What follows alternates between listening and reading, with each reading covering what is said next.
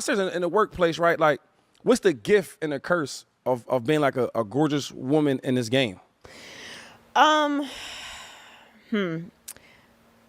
think that the gift is, obvious. What's obvious? Well, I mean, if you look a certain way, you have access to different things. I mean, that's how it works in the world. And I kept my distance, not because I didn't like her, it's just because I knew myself. I know myself. I know what I'm capable of. And that big rack of hers that she showed off constantly, it's just, and that peanut butter skin with that big rack, like, Jay, keep your distance. That's going to get you into trouble. But there's also there's a very dark side to it as well, because sometimes you don't reciprocate because that's not what's happening. And then people retaliate against you, or people put you in positions where they don't want to hire you because their wife might think something of it, or they don't want to tempt themselves and they create all this crazy. So there is a very dark side to it as well. But it's like anything in life. Like, there's good and bad that comes with anything. So it's not that I'm, complaining about it, but there is a very dark side to, particularly in the industry, with women, if you are in situations with people who are like that, okay, I'm attracted to you, so I no longer view you as somebody professional. I want this from you, and if you don't do it, right, I'm not going to hire you, or I'm going to talk about you, or so that's a real thing that has happened for forever in this business, and that's a real thing that women navigate. Now, since all this alleged dirty laundry has came to the surface in this recent 40-something page lawsuit filed against Fox Sports by a hairstylist, and if I get this name wrong, I apologize in advance. But the hairstylist goes by the name of Nasheem Faraji, right? Now, ever since she filed this lawsuit, you got certain media talents who happen to work at Fox Sports or used to work at Fox Sports. They left scratching their head, thinking back on certain situations, wondering a few things, maybe about getting some clarity about who ended up getting promoted to what position and for what reason. And I'm going to break it down, right? So this may just be the tip of the iceberg of lawsuits on the way for Fox Sports. Now, since the news broke about these allegations, Joy Taylor, man, she been dressing like she going to church, man. I mean, if you ever watch Joy Taylor on these episodes, man, she be having cleavage out. She be looking good. But, she done did a whole 360, but that's neither here nor there. But since these alleged allegations broke headlines, you got more media talent who used to work at Fox Sports spoke on the situation. And apparently executive Charlie Dixon was allegedly less focused on the production of them spreadsheets and allegedly more focused on the production of Joy Taylor and them bed sheets. But the story ended up getting deeper than that, right? And unfortunately, deeper than Charlie Dixon allegedly could go. But it's now being alleged that Charlie Dixon finessed Marcellus Wiley out of his position so Joy Taylor could get that number one spot. And I want y'all to check this video out, and we coming back. Because like I said, this is just the tip of the iceberg of the lawsuits that's coming at Fox Sports. Check this out. This lawsuit brought a lot of things home for me that I never thought of. So for you, the thing you didn't know was that Acho and Joy were plotting for our show. I did know that. What I didn't know, allegedly, was the fact that Charlie Dixon was involved with Joy Taylor romantically. If I had known that then it would have made sense of all of not only the movements, but the power that came from those movements. Because it's one thing to go to lunch with somebody and say, I want my own show.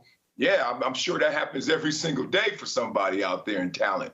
But to actually make it come to fruition, that takes a different level of pull. So I've always known that Acho and Joy Taylor allegedly, in rumor mill, were romantically involved. I also know from two different talents at Fox that are still currently there that, hey, Marcellus, look out. They plotting on you, big dog. So this lawsuit brings into perspective for me that it wasn't just based off of, we want to go in a different direction.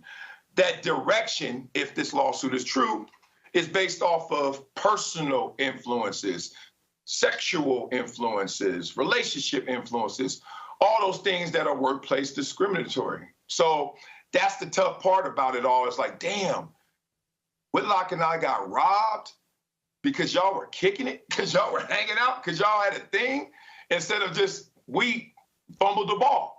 And we knew we didn't fumble the ball, but now I know how that turnover was committed if these allegations are true. Now, hearing all these allegations didn't really seem too far-fetched to me, in my opinion. And honestly, the cold piece of reality is, man, I done seen numerous of times myself this type of misconduct that's being alleged. So I'm all for holding any and every type of thirstiness accountable, straight up. But the flip side to that coin, and what don't really be getting talked about, if at all, is what's also being alleged in this lawsuit.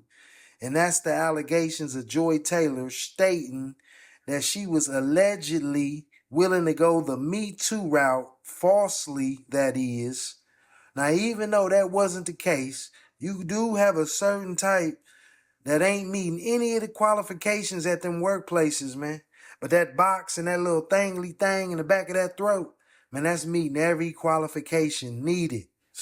And apparently sources close, or should I say other media talents that happen to be around at the time, say that a lot of these allegations, man, make a whole lot of sense. And if that's the case, and any of this that's what's being alleged is true, then it's about to be a whole lot of M's getting passed out. And rightfully so. Man, this type of misconduct affects so many in them work environments, man.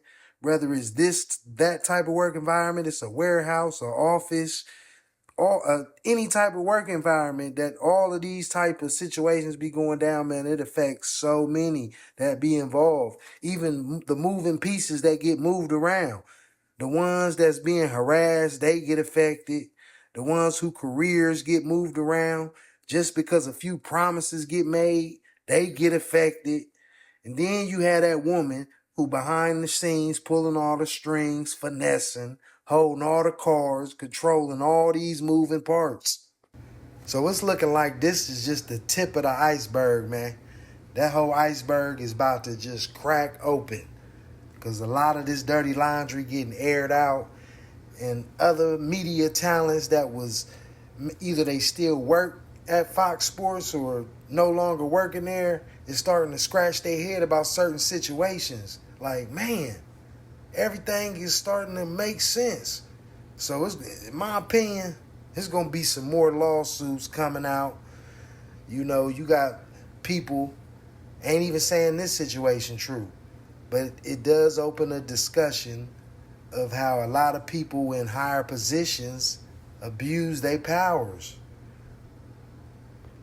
Whole lot of misconduct that goes down in work environments. Whole lot of harassment, and sad to say, a whole lot of finessing. A lot of, if the finesse don't go their way, then they can go the Me Too route.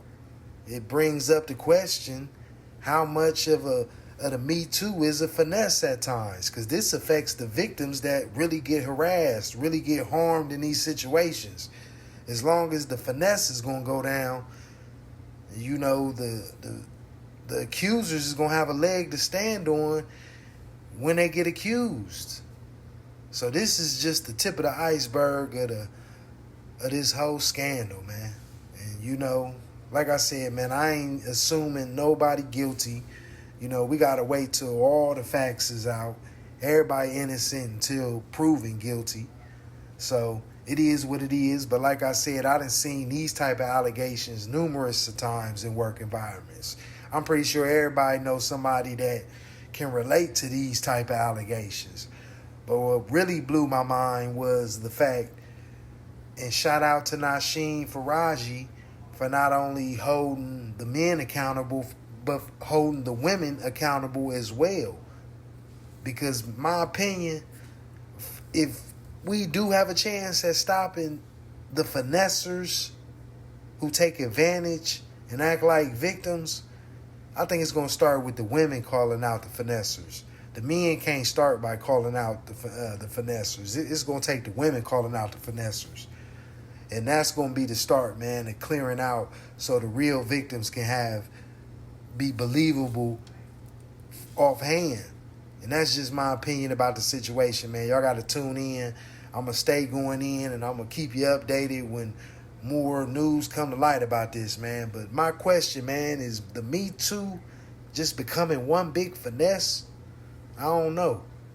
And if it is, let me know in the comment section, man. If it is, if it ain't, and if it is, what can we do? Like I said, in my opinion, it's going to start with the women calling out the finessers. Then we can go from there about the situation. But until then, man, the finessers is going to stay bobbing and weaving through the lines and getting their paper. It just is what it is. Man, this Bezo. Y'all like, y'all share, y'all subscribe. Tune in because I'm staying going in. Peace.